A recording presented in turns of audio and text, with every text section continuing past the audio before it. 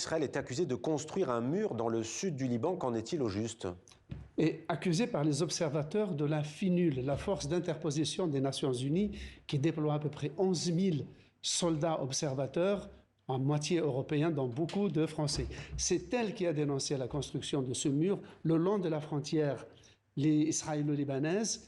Du coup, le gouvernement libanais a déposé plainte, on voit le mur, et on voit les jeeps des forces de la FINUL, déposer une plainte auprès du Conseil de sécurité de l'ONU pour violation du cessez-le-feu et de l'intégrité territoriale libanaise. L'armée israélienne devait évacuer le territoire libanais le 18 février dernier. Quelle est la situation aujourd'hui en dehors de cette histoire de mur?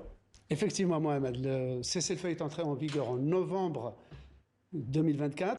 Cette année, donc en février, l'État d'Israël devait évacuer.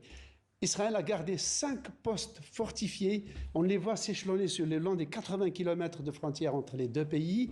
Regarde, ce sont des points rouges, ce sont des postes fortifiés sur des collines qui sont donc en surplomb sur les vallées libanaises et les villages.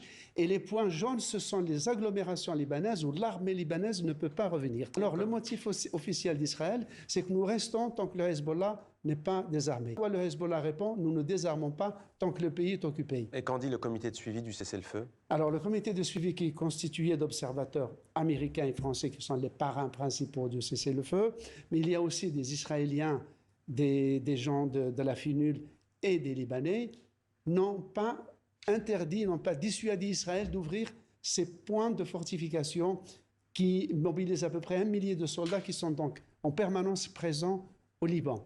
Et ce comité de suivi n'a pas pu néanmoins aussi imposer à Israël un respect complet du cessez-le-feu, puisqu'il y a eu 5000 violations depuis qui ont coûté la vie à une centaine de Libanais, et l'aviation israélienne a encore bombardé cet après-midi des agglomérations libanaises du Sud.